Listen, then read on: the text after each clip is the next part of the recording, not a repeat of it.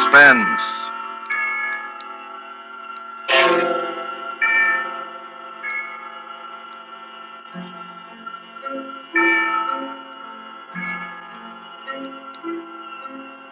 This is the Man in Black, here again to introduce Columbia's program, Suspense. From Hollywood, we bring you as star, Mr. Orson Welles, who this evening begins a 4-week engagement as guest of these proceedings. In the interest of prime suspense, Mr. Welles and the producer of this series have scheduled 4 radio stories which they feel are particularly distinguished in our chosen field. The first of these is The Most Dangerous Game by Richard Garnell. And so with the performance of Orson Welles in the character of General Zaroff and Keenan Wynn as Sanger Rainsford, who learned from Zaroff what was the most dangerous game, we again hope to keep you in suspense.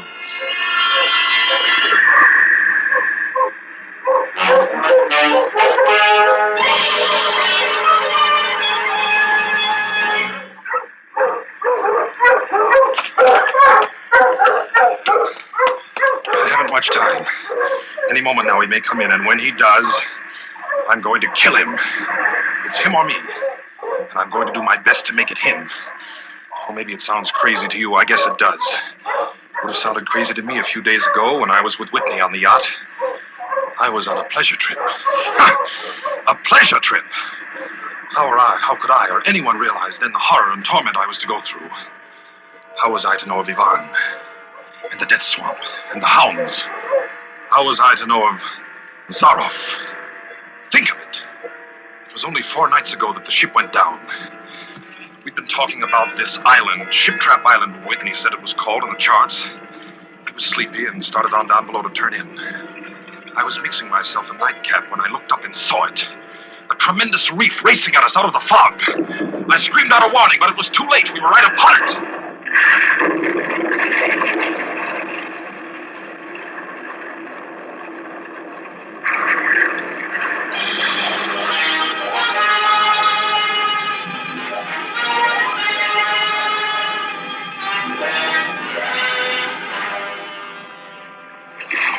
The ship exploded right on top of Whitney and members of the crew.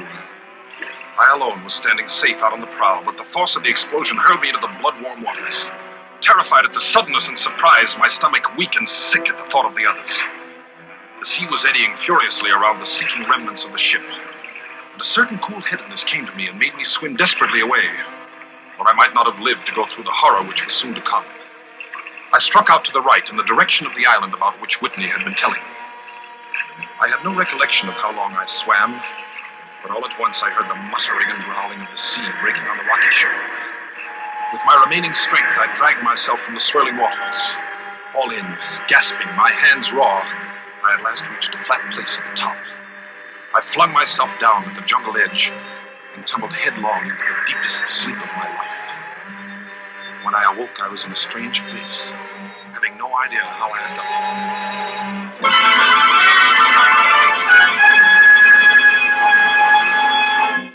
Well, Yvonne, our friend seems to be awakening. Where is this? Where am I?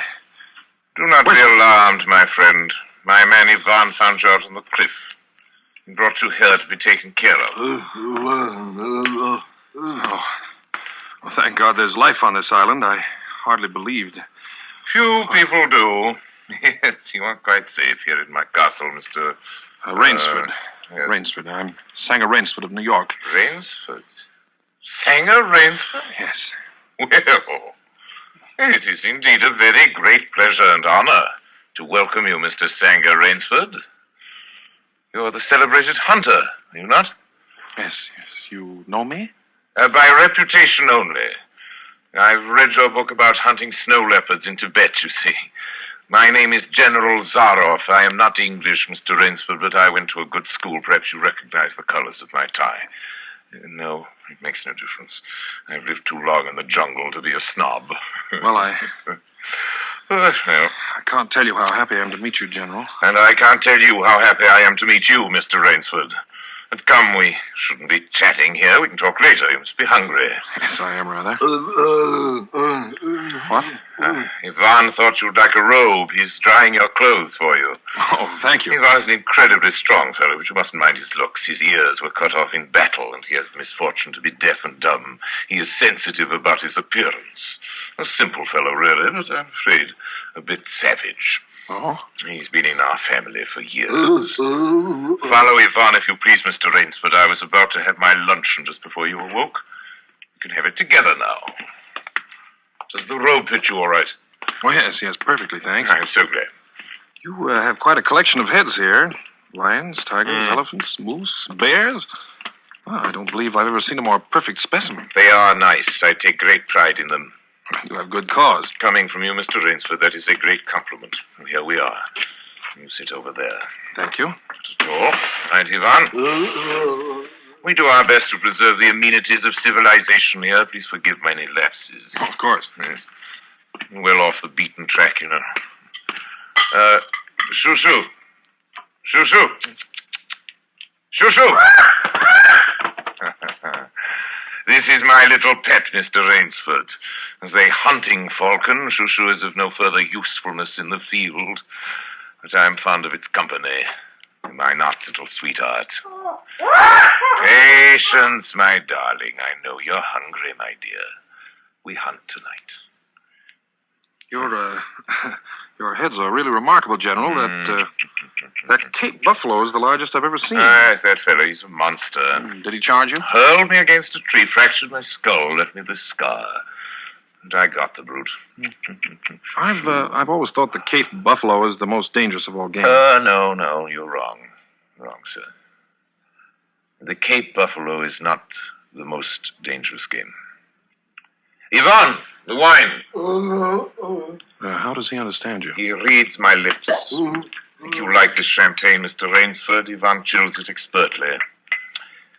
No, the Cape buffalo is not the most dangerous game.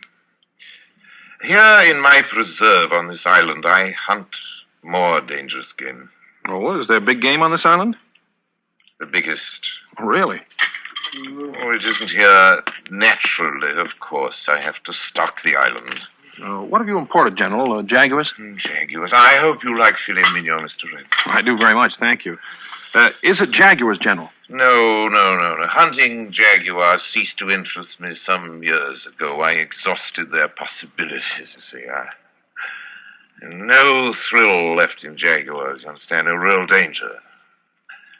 I live for danger, Mr. Rainsford. We will have some capital hunting, you and I. I shall be most glad to have your company. Yes, but I'll tell you, you'll be amused, I know. I think you may say in all modesty that I've done a rare thing. Yes, I've invented a new sensation. May I pour you another glass of champagne, Mr. Rainsford? Thank you, General. God makes some men poets. Some he makes kings, some beggars. Me he made a hunter. My hand was made for the trigger. My father once said that. Made for the trigger. My whole life has been one prolonged hunt. I've hunted every kind of game in every land. It'd be impossible for me to tell you how many animals I've killed. Grizzlies in your Rockies, crocodiles in the Ganges, rhinoceroses in East Africa. This is in Africa, by the way. That Cape buffalo hit me and laid me up for 6 months. As soon as I recovered, I started for the Amazon to hunt jaguars, for I'd heard they were unusually cunning. They weren't. They were no match at all for a hunter with his wits about him, the high-powered rifle. I was bitterly disappointed. I was lying in my tent with a splitting headache one night, and a terrible thought pushed its way into my head. Hunting was beginning to bore me. And hunting, remember, had been my life. I've heard that in America, businessmen often go to pieces when they give up the business that's been their life. Yes, that's so. I had no wish to go to pieces. I must do something. Now, mine is an analytical mind, Mr. Rainsford. Doubtless, that is why I enjoy the problems of the chase. Oh, no doubt, General. So I asked myself why the hunt no longer fascinated me. You are much younger than I am, Mr. Rainsford, and have not hunted as much, but you perhaps can guess the answer. Well, what is it? Simply this. Hunting had ceased to be what you call a sporting proposition. It had become too easy. I always got my quarry. Always. There's no greater bore than perfection. Cigarette? No, thank you. No animal had a chance with me anymore. Not a chance. That is no boast. It is a mathematical certainty. The animal had nothing but his legs and his instinct. Instinct is no match for reason. When I thought of this, it was a tragic moment for me, I can tell you. It came to me as an inspiration. What I must do. And that was? I had to invent a new animal to hunt. A new animal? Oh, you're joking. Not at all. I never joke about hunting. I needed a new animal. I found one. So I bought this island, built this castle, and here I do my hunting. The island's perfect for my purposes. There are jungles with a maze of trails in them, hills, swamps. Yes, but the animal, General Zaroff. It surprised me with the most exciting hunting in the world. No other hunting compares with it, for an instant. Every day I hunt. I never grow bored now. For I have a quarry with which I can match my wits. Yes, but you still I haven't... wanted the ideal animal to hunt, so I said, what are the attributes of an ideal quarry? And the answer was, of course, it must have courage, cunning, and above all, it must be able to reason. Well, no animal My can dear reason. fellow, there is one that can. One? But you can't mean... And why not? Well, I can't believe you're serious, General Zaroff. You're just joking. Joking? I'm quite serious. Speaking about hunting. Hunting? You're speaking about murder. Oh, dear me, that unpleasant word. I think I can show you that your scruples are quite ill-founded. Yes? I hunt the scum of the earth. Sailors from tramp ships, lascars, Japs, mongrels, a thoroughbred horse, a hound is worth more than a score of them. But these are men. Precisely, that is why I use them. It gives me pleasure. They can reason after a fashion, so they are dangerous. But where do you get them? Oh, we visit my training school. It is in the cellar. I have about a dozen pupils down there now. They're from the Spanish bark San Lucar that had the bad luck to go with the rocks up there. A very inferior lot, I regret to say. Poor specimens, more accustomed to the deck than to the jungle. Another glass? No. It's a game, you see. It's a sort of game. I suggest to one of them that we go hunting.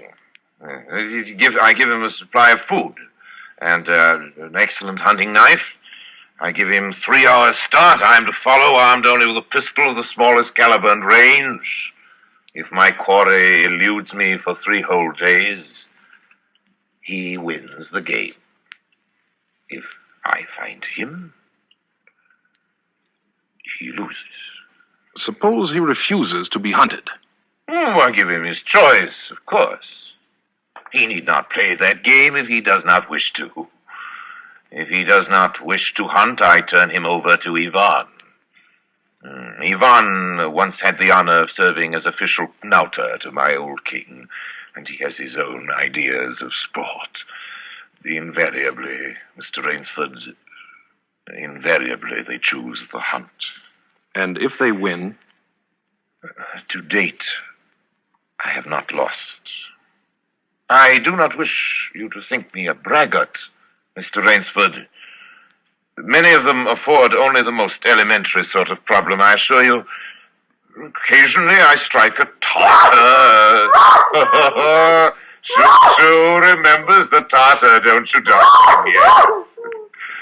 Yes, he almost did win. I eventually had to use the hounds. You see? Wait a moment, I'll open the window. Hello, boys!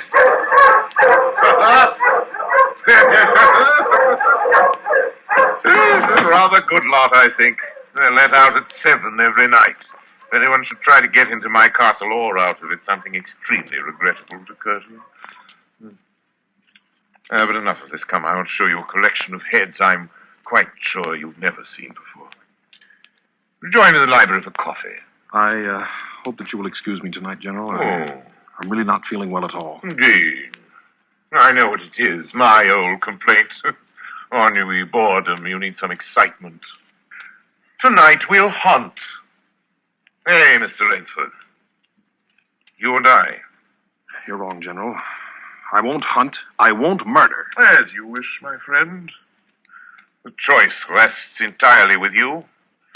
But may I not venture to suggest that you will find my idea of sport more diverting than Ivan's? You... My dear fellow. You don't mean that you plan to hunt me? My dear fellow. Have I not told you? I always mean what I say about hunting. This is really an inspiration. I drink to a foeman worthy of my steel at last. I simply can't believe it. This must be some sort of dream. You'll find the game worth playing, Mr. Rainsford. Think of it, your brain against mine, your woodcraft against mine, your strength, your stamina against mine. Outdoor chess. And the stake is not without value, eh? And if I win... I'll cheerfully acknowledge myself defeated if I do not find you by midnight of the third day. My sloop will place you on the mainland near a town. Or you can trust me. I give you my word as a gentleman and a sportsman. Of course, you in turn must agree to say nothing of your visit here. I will agree to nothing of the kind. Oh. Well, in that case... But why discuss that now? 3 days hence we can discuss it over a bottle of Veuve Clicquot, unless... Well, your choice, Mr. Rainsford. I'm a hunter. You know my choice. Yvonne here will supply you with hunting clothes, food, and knife. I suggest you wear moccasins. They leave a poorer trail. I suggest, too, that you avoid the big swamp in the southeast corner of the island. We call it Death Swamp. There's quicksand there. Well, I must beg you to excuse me now. We always take our siesta after our lunch. Don't we, Shoo-Shoo? Come, my little pet. You'll hardly have time for a nap, I fear, Mr. Rainsford. You'll want to start, of course. I shall not follow till dusk. Hunting at night is so much more exciting than by day, don't you think? Well, au revoir, Mr. Rainsford. Au revoir.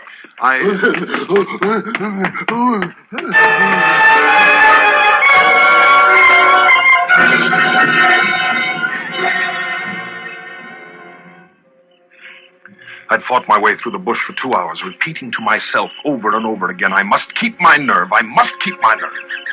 My whole idea at first was to put distance between myself and General Zaroff. And to this end, I had plunged along through the thicket, spurred on by the sharp growls of something very much like panic. Now I had got a grip on myself. I'd stopped. I was taking stock of the situation. I saw that straight flight was futile. Inevitably, it would bring me face to face with the sea. Well, I'll give him a trail, I muttered. And I struck off from the rude path I had been following and into the trackless wilderness. I made a series of intricate loops. I doubled back on my trail again and again, recalling all the lore of the fox hunt, all the dodges of the fox. Night found me exhausted, my hands and face lashed by the branches on a thickly wooded ridge. My need for rest was imperative, and I thought, I played the fox, now I must play the cat of the fable. A big tree with a thick trunk and outspread branches was nearby, and taking care not to leave the slightest mark, I climbed up and stretched out on one of the broad limbs. Rest brought me new confidence and almost a feeling of security. Even so expert a hunter as General Zaroff cannot face me here, I assured myself. An apprehensive night crawled slowly by, my mind keenly alert for any sound, any warning. Towards the dawn, an instinct I never knew existed, like an animal was possessed, impelled me to look far off in the distance in a westerly direction. Sure enough, following the trail with the sureness of a bloodhound came General Zaroff. Nothing escaped those searching black eyes. No crushed blade of grass, no bent twig, no mark, no matter how fine in the moss. My heart pounding furiously, I slid down quickly from the tree and struck off again into the woods.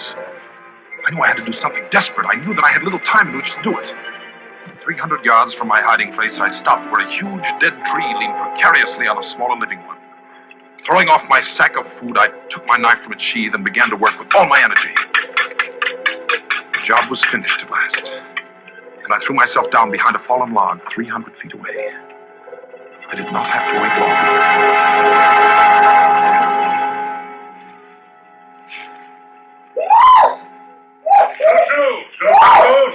Patience. Patience, my darling. You'll be fed. Rainsford. Rainsford.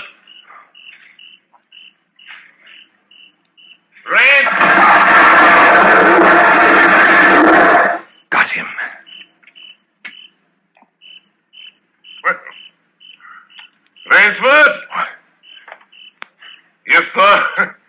if you are within sound of my voice, as I suppose you are, let me congratulate you. Not many men know how to make a Malay man-catcher. Luckily for me, I too have hunted in Malacca. You are proving interesting, Mr. Rainsford. Very interesting. The tree brushed my shoulders. I jumped back. I'm going to have the wound rest. Only slight. I shall be back, Mr. Rainsford. I shall be back.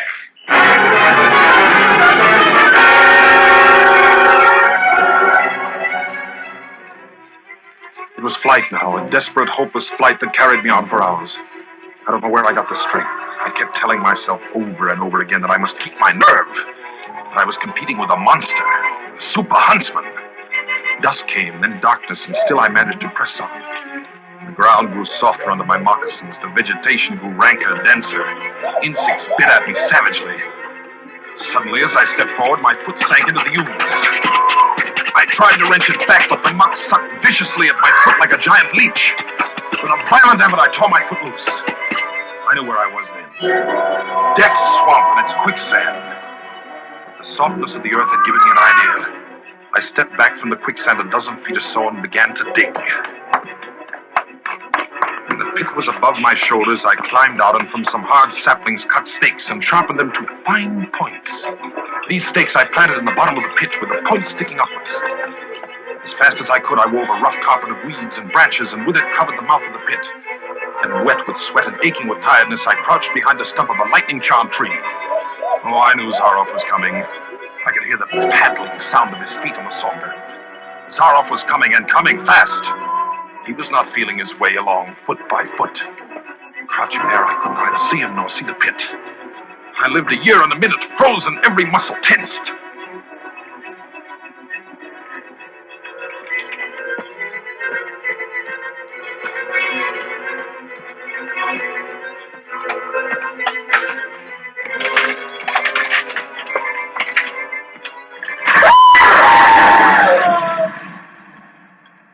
Very good, Rainsford. Very good. You've done well. Your Burmese tiger pit has claimed one of my finest towns. Again you score. I think, Mr. Rainsford, I'll see what you can do against my whole pack. I'm going back to get them now. Thank you for a most amusing evening.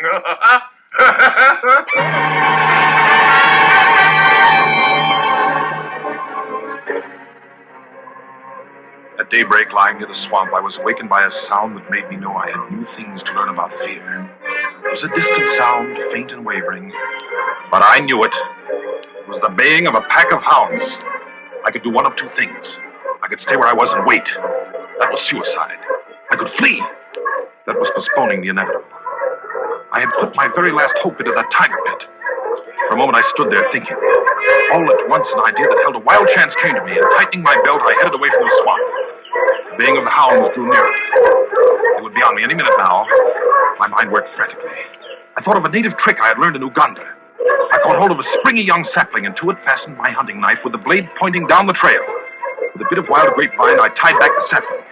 Then I ran for my life. I raised their terrifying voices as I heard them, felt the fresh scent. I knew then how an animal at bay feels. At last I had to stop to get my breath. The baying of the hounds stopped just as suddenly. And with it my heart stopped too. They must have reached the knife. Excitedly, I shinnied up a tree and looked back. My pursuers had stopped all right, but the hope that had been in my brain when I climbed died. For in the shallow valley, I saw that General Zaroff was still on his feet. But Ivan was not. Apparently, he had come along to hold the hounds. The knife, driven by the recoil of the springing tree, had splintered through his chest. I'd hardly tumbled to the ground when the pack took up the cry again. Nerve, nerve, nerve, nerve, I panted as I dashed along. A blue gap showed between the trees dead ahead. The hounds were almost on top of me. I forced myself on towards that gap. I reached it. It was the shore of the sea. Across the cove, I could see the gloomy gray stone of the castle. 20 feet below me, the sea rumbled and hissed. I hesitated. I heard the hounds. Then I leaped far out into the sea.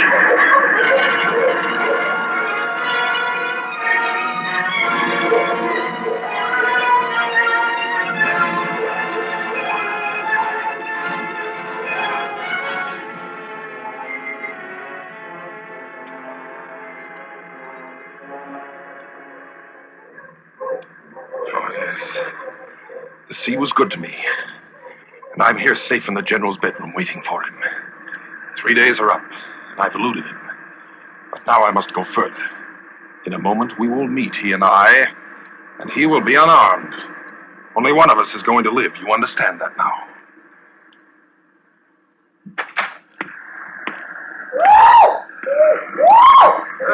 Quiet, Shushu. Shushu! You must be patient, dear. You must forgive me. You're hungry, I know. Shushu. Rainsford. General. Rainsford. How on earth did you get it? Swam. I found it easier and quicker than walking through the jungle. I congratulate you. Extraordinary. You've won the game. Oh, no, General. I'm still a beast at bay here.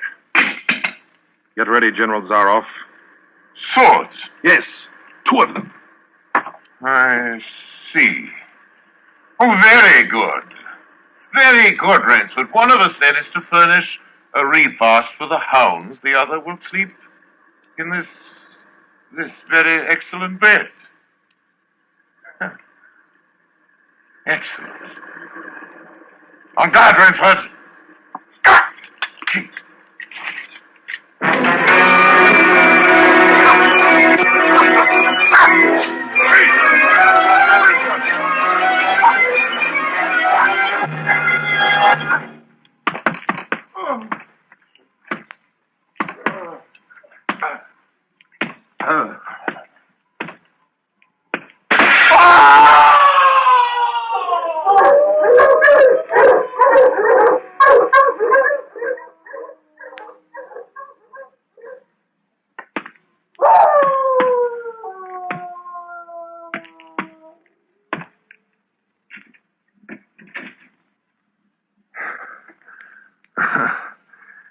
It was just as my late host said it would be.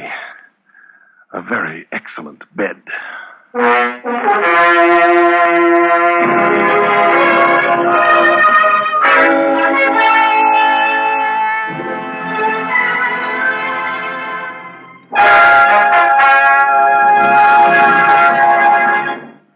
And so closes The Most Dangerous Game by Richard Connell, starring Orson Welles, tonight's tale of Suspense. Mr. Wells was General Zaroff, and Keenan Wynn, Rainsford.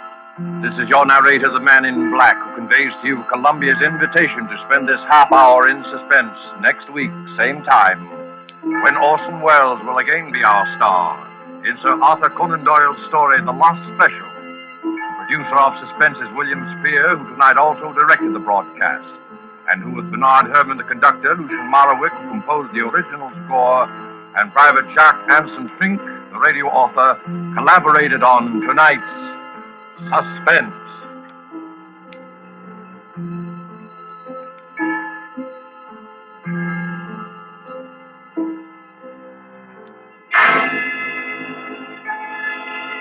This is CBS, the Columbia Broadcasting System.